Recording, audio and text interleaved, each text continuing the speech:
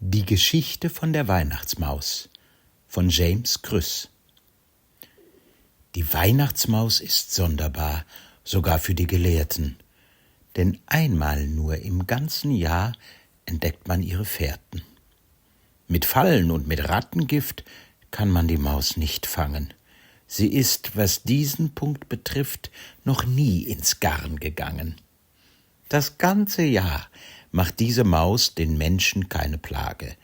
Doch plötzlich aus dem Loch heraus kriecht sie am Weihnachtstage. Zum Beispiel war vom Festgebäck, das Mutter gut verborgen, mit einem Mal das Beste weg am ersten Weihnachtsmorgen.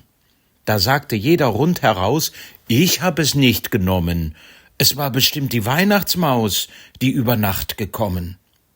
Ein anderes Mal verschwand sogar das Marzipan von Peter, was seltsam und erstaunlich war, denn niemand fand es später. Der Christian rief rundheraus, ich hab es nicht genommen, es war bestimmt die Weihnachtsmaus, die über Nacht gekommen. Ein drittes Mal verschwand vom Baum, an dem die Kugeln hingen, ein Weihnachtsmann aus Eierschaum, nebst anderen leckeren Dingen.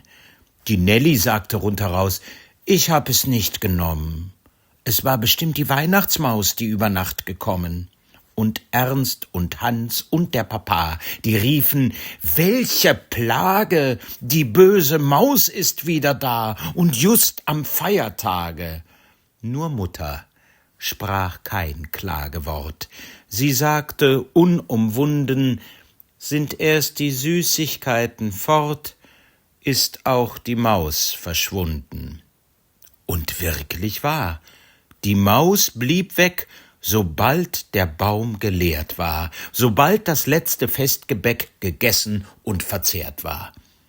Sagt jemand nun bei ihm zu Haus, bei Fränzchen oder Lieschen, da gäb es keine Weihnachtsmaus, dann zweifle ich ein bisschen.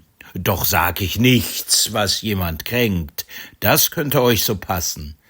Was man von Weihnachtsmäusen denkt, bleibt jedem überlassen.